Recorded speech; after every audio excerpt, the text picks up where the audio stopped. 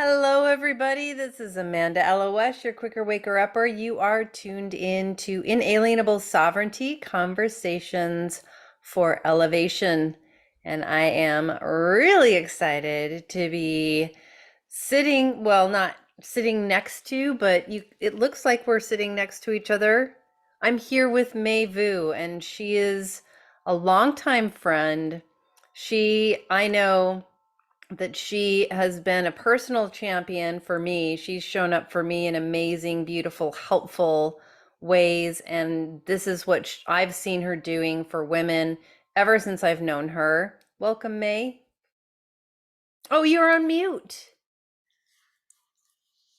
Yes, There I you am. go. Welcome. Thank you, Amanda. I'm so glad to be here. Yay. Could you share a little bit with our community about who you are, what's going on in your world right now? Oh, righty then. Well, thank you for inviting me here. And I have been so honored to be your friend and your champion and your supporter and, your fluffer, whatever you needed in the moment.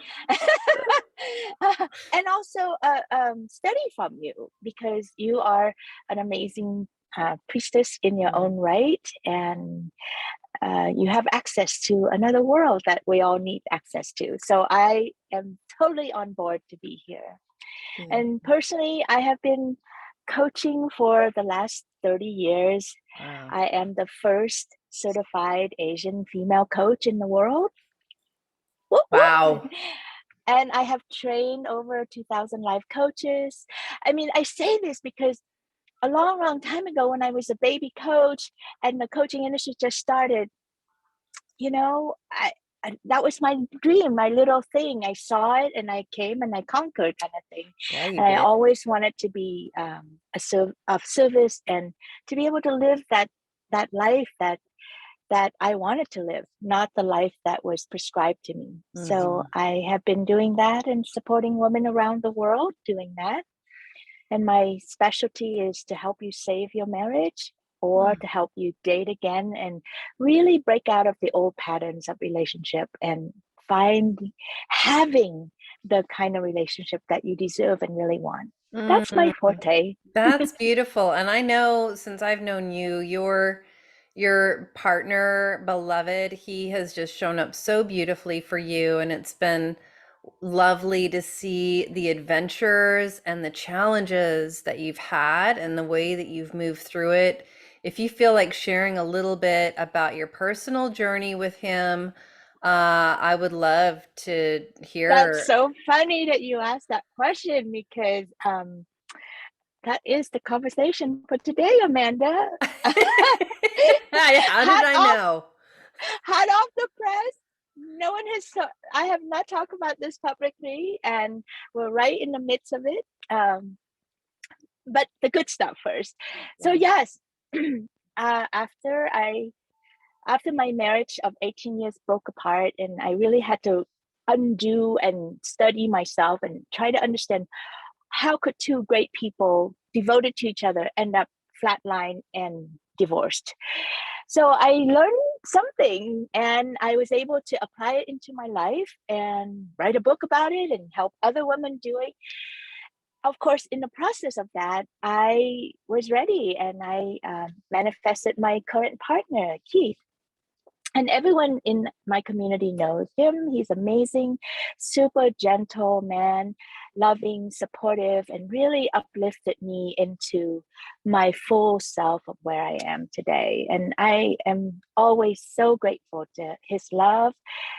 My first husband was amazing, and he helped me get to a certain level, and then we were stuck. And Keith had really stepped up and showed me what it's like to be loved, adored and cherished and supported in so many ways. So it's been an amazing journey. We grew my business. We helped him with his cancer. That's our most recent battle was with Yeah. his prostate cancer. Yeah. We gave up our house and live in a van now. We became van lifer, So good. That's what all the cool kids at 70 something do. He's 70 something, I'm 50 something. And in fact, right now I'm sitting out in the middle of nowhere talking to you. So all of that is going really well. And it's the perfect life with the perfect relationship. What more can someone ask for? More, better. So that goes with the topic of today is Yeah. the Yeah. inalienated rights, right? Yeah. My Inalienable inalienated sovereignty. right. You know, I saw you roll that out several years ago, and I thought about it, and I'm like, oh yeah, I know what that is. And then there's this little inkling inside that's kind of like does a little push like that, and I'm like, I'm already living it. I'm already on it. And then she's like, okay, I'll let you slide for a few more days, or a few more months, or a few more years. Is what happened. And recently, really recently, only a couple of months ago, uh I claim my, hopefully this is my last inalien right. Because every time you claim these things, your life change and everything goes to shit, and then you have to rebuild and all that stuff. So I'm like, can I just stop doing this? But I wouldn't be a complete woman unless I go to this next realm of mine. So I did, and it's shaking us up in a big way. Wow. Do you Yeah. care like to share a little bit more about that? Yeah, sure, of course. Well, it's a very, obviously it's a very tender subject of mine, of ours, and uh, so I've always known that I am capable of loving more than one person at a time. Well, take that back. I did it right. I got married. I had one husband, monogamous all the way. Had a child, house, all that stuff.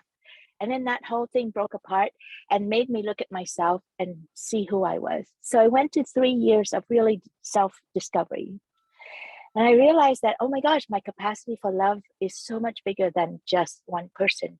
And there's this new place that that I was invited into, to really own myself and own who I am, instead of me in need of a relationship to be complete, if that makes sense. Yeah. So I've always grown up with I will be complete if I have a relationship. And then I worked really hard to get to that.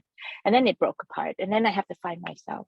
And so I just barely got to a place where I start to see this powerful priestess woman who is complete and who gets to have relationships, not just one, but with multiple, with the world actually. Yeah. And there's a level of expansion and a level of bigness that I step into when I'm allowed to do that, or when I allowed myself to do that. And it's Yeah. super hard and scary to do that, Mm. because this whole world is built on monogamy, Yeah. one on one. So anyway, and then I met Keith, and I said, "Wow, I know that you really like me and are attracted to me, because I'm like finally shining complete and all that. And I want you to know that I am not a one person gal. I need to be able to love more than one person at a time to be complete." And he goes, yeah, yeah, yeah. Okay, sure. If only I could just love you enough, you will see that you don't need anyone else. That was his motto. And I'm like, okay, honey, I'll let you do that. But I'm just going to let you know that that's who I am. So for the first 10 years of our relationship, I put that part of me on the shelf so that we can be safe, so that we can build our alliance and our relationship, and no distraction and all that stuff. But every year I would tell him, you know, it's coming, right? You know, there will be a day where I need to have that back. I need to have my freedom and my sovereignty back. And Mm. that is such a big word, because it really is not, I'm not trying to have sex with other people. I'm not, I'm not whatever that society had put on the label onto me for people like me. I am my own person. My sovereignty Oh. demands of me to love the way I want to love, not the way my fearful self needs to love, or my partner's fearful self needs to love. So it's a big, tender, challenging conversation that we have worked through. And every time you guys see beautiful pictures of our road trips, everybody thinks, oh, it's so perfect. They're so lucky. You don't know what kind of conversation we have on those trips. It always starts with, hey, just let you know, it might be coming or it will be coming. Anyway, so over the last 15 years now, I have tried to inch my way to this part. It's not easy because I have my own limitation. I'm petrified of my non-monogamous self. I'm afraid of what she will do to my safe and secure relationship here. I am petrified, and I have guilt, and I have shame, and I have old conditioning in my head about how a woman should be, how we should love, all that stuff that society had trained me so well. But I always have this voice inside that says, this is not the complete you. You need more than this. And I'm like, I know. Could I have more time, please? And she said, tick tock, tick tock.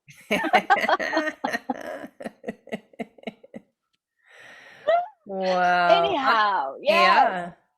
So, I'm so proud of you, and thank you so much for sharing. I know that in some and probably large parts of the world, there's a lot of stigma around it.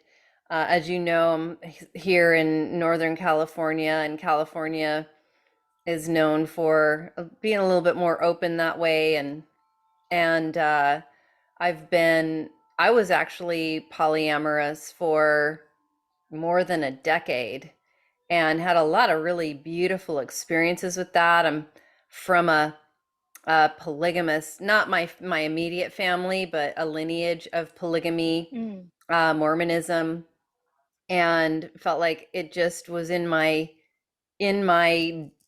DNA.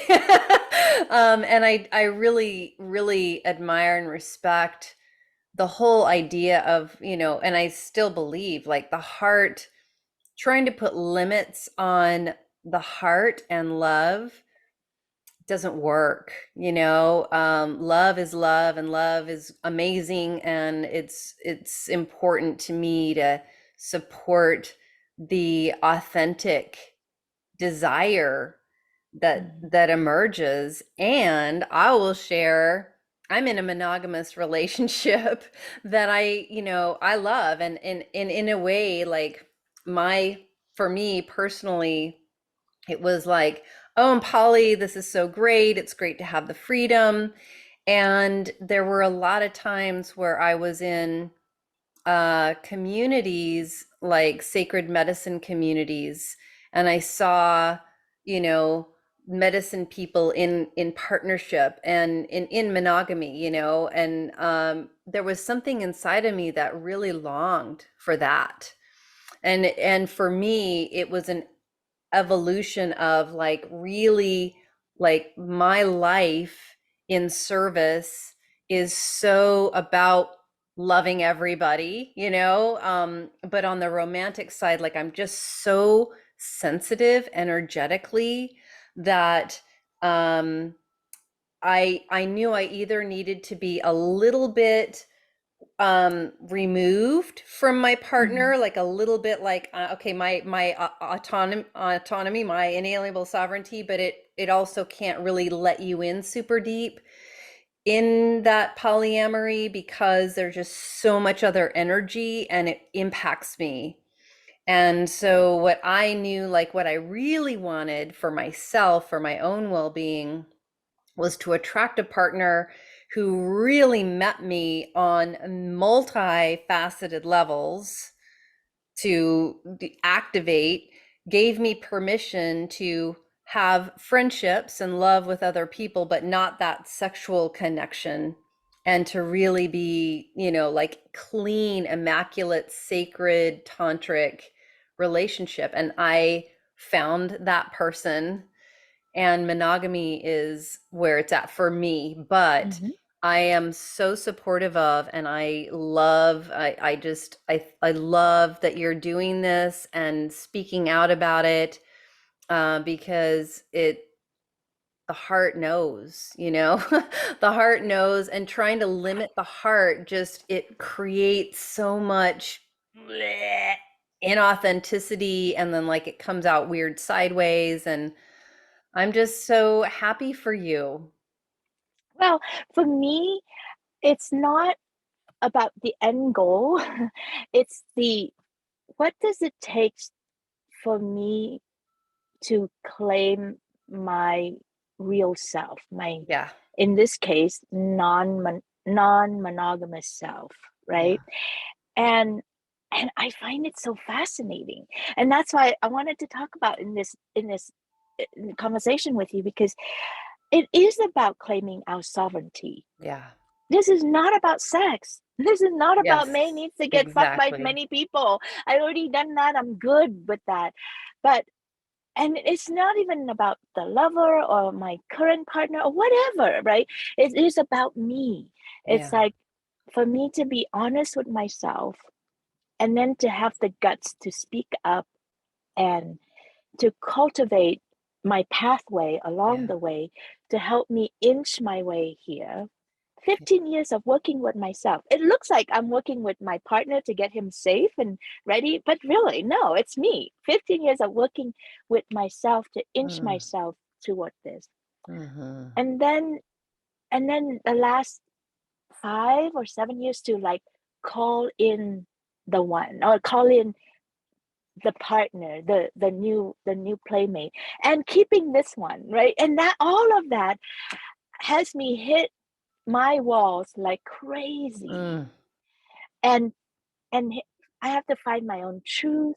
I have to be honest with myself. I can't just blame it on Keith. It's easy to say, "Oh, it's him. He won't let me." No, if I'm the biggest, most badass manifester on the planet Earth Yeah, you among are. many, right? Why can't I bring in a lover that matches what I want? Well, it's easy to blame outside world, but I have to look in here and find where is the stuckness in here that won't let me have it. Mhm. Where are the condition or the assumption or the fear that I have, that and the loss and all that stuff. So it's been so in the crucible of learning about myself, bringing out, trusting that I have sovereignty over myself, trusting that. Again, I just love that word and that whole concept, because it's like this big world that invite me to come into. It's not this, in my world, in my work, I call it the peasant world, which is where we are humans and we are worker bees. And so in that human world, it's limiting, and you have 24 hours a day and all, and so much to do, right? But in this sovereignty world, it's limitless, it's big, it's powerful, and it's in my face. It's like, who are you? What do you really want? And what are you willing to trust? What Yeah. are you willing to trust? And how vulnerable are you willing to go? How bare can you get? How naked can you be with yourself and with your partner, and stand for who you are, despite all the shit, that all the insecurities and stuff that he's working through, that flings and gets stuck onto me. Yeah. Then I have to pull it off, and I'm like, is that my shit or your shit? I think it's yours. Or, oh no, I think that's mine. I gotta work on that one. So this claiming your sovereignty is beautiful on a piece of paper. It looks good on image and everything, but the road to it is messy, it's painful, it's heart-wrenching, it's confusing, it's lonely. There's so many fights inside my head and my heart. So much. Mm. I love that you're sharing it. And I will say, I know that the non-monogamy path, the ethical, especially the ethical non-monogamy path, doing it in a really loving, Yeah. respectful way that respects yourself, that respects all Your your partner. Yeah. partners. Mhm. It's so it's such an accelerated path of learning. It really helps become aware of all those insecurities. And that's probably one of the reasons I loved it so much, because I'm like, let's go into the shadow and clean it up. um so it's definitely, it's very much like medicine work. It's Mm-hmm. not for the faint of heart. It will help you to see your shit in a micro like microscopic level. And I'm curious, when those things come up, what are, do you have like people that you're connecting with, talking to? What's your practice for moving through it and staying, keeping yourself healthy, happy, and moving through it in a good way? Oh, well, there are two things. I want to answer that question. And I also, when you were summarizing our conversation, um, I I got something else around it, and then it was something like, it's not just about uncovering and healing our shit, because I've done plenty of that up till now. But I think I'm on to something next, which is, I'm always on to something next. That's my job in the world. Um, but I think I want to show me, my daughter, my world, anybody who wants to know that love is much more expansive than the way we have held it. Oh, And I know many people ahead of me who explore this are in it for the same reason. yeah. And now it's just my turn to like find my voice and take a stand. It's been hell to explain to my partner that what I'm introducing us into, what I'm bringing to us, is good, it's wholesome, it's real, it's honest, it's not shit, and I'm not replacing him, and I'm not, cheating or lying. I want us to love in a bigger way. Hmm. And that conversation is mind boggling. It's so hard to be a champion or to even find voice for that conversation in this monogamous world, in this Hmm. fearful way. Not all monogamous are fearful. I get that. But underneath it, there's something in there about, you have to make me feel safe, only you and me. I cannot do, I don't know, we don't share well, we don't like to share, we don't know how to be inclusive. It's just all that craziness. So I'm just finding my way to this place of, why can't we just love? Yeah. Love is love. Why can't we Oh. just love, right? Anyway, so that's that piece. Now, how do I tend to myself? Well, luckily, this is what I do, a relationship coach. And so I do have my own writing process that I write to heal myself, not just write as journaling, but I've created a 5-step where I can write to heal, to understand, not just to justify how what's been Yeah. happening to me. And I have a community of clients that I'm very open to. So they get to see my growth edges just like I get to witness theirs. So we learn from each other. Beautiful. And I practice as much as I can to be as honest as I can with my partners. And we we are in wide open communication to the extent that the other person can take, can Yeah. handle. So, and now I'm here talking to you. Woohoo. And I find it that talking about these things publicly always help me. So I want to create like a podcast of just to capture my own voice as a woman walking through, how do you reclaim your non-monogamous side, your sovereignty, Yeah. uh, and all the walls that you run into as you Yeah. approach that place. I love it. It's an important Mm. conversation to have. And I will say that, while Matthew and I do have a monogamous relationship, we do have a relationship agreement, like a contract that really gives us permission to attract all the relationships in our lives that feed and nourish us. So Yeah. there's still, it's like there's that freedom, but there's something about, it's hard to even say, there's something about the way that we connect that just feels like this is what I know that I've actually been praying for my whole life, Yeah. and that's what he's been looking for. So, you know, it's weird because I am so pro poly, pro non-monogamy, and support, love him. He can go hang out and spend time with anybody, who is, and do anything really. Like for me, love is wanting your friends, family, beloved, anybody in your life to really have that freedom to do the things that make them feel alive, Yeah. and I would never want any to have a an influence on anybody to not honor that, like that's just an innate part of who I am. So in a Yeah. way, we have that freedom. There's just something about our heart connection that knows, like, at least right now,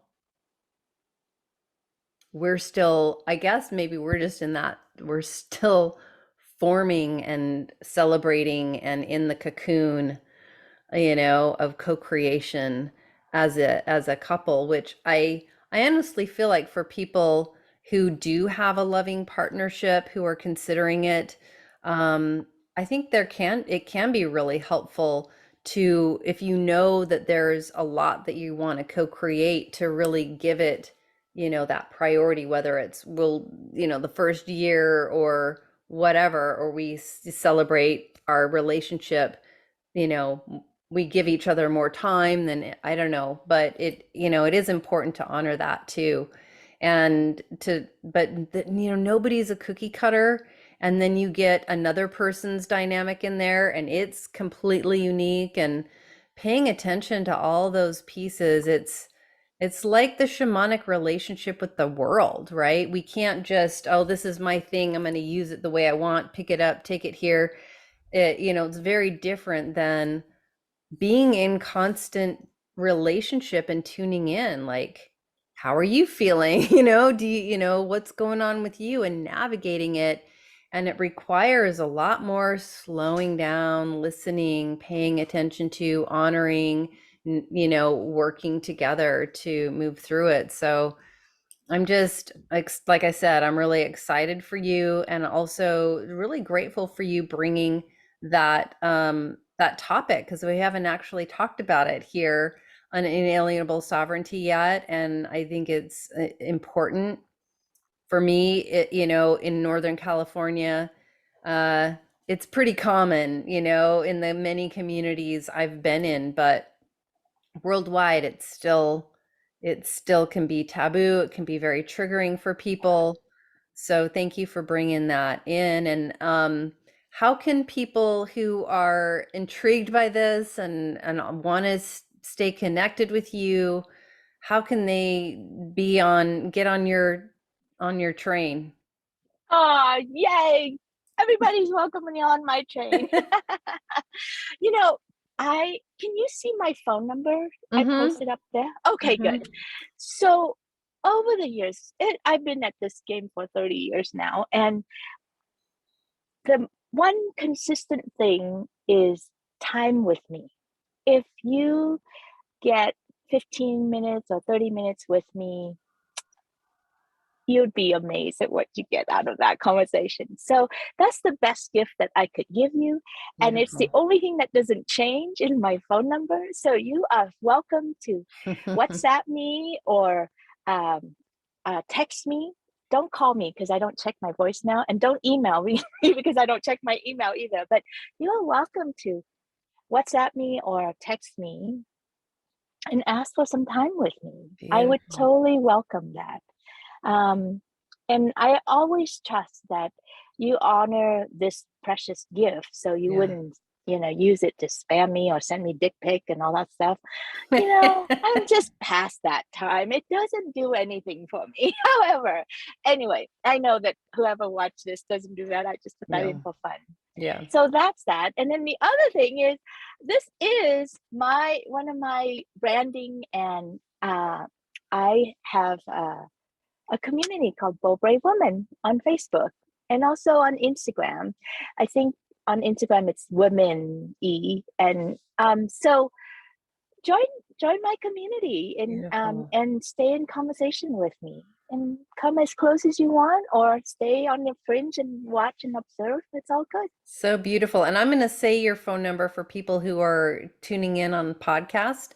It's 1-925-989-0204.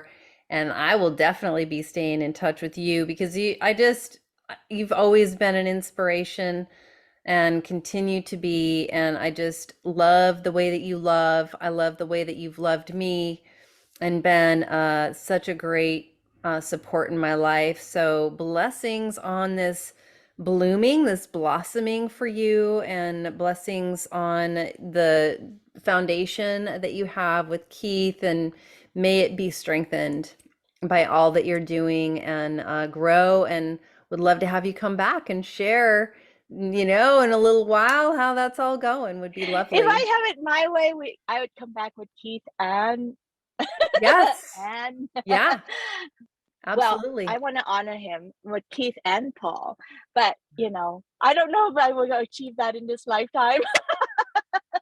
I remain hopeful. Sometimes Yeah, I feel very hopeless, but I remain hopeful. I believe in you. Thank you. Yeah, thank you so much. Thank you, May. It's just been a pleasure, as always, for your valuable time. Thank you for your gift of time for me and all those who choose to receive that gift, take you up on it, and contact you. And thank you, everyone, for tuning in. This is Inalienable Sovereignty, Conversations for Elevation. And until we get to connect again, may the source be with you.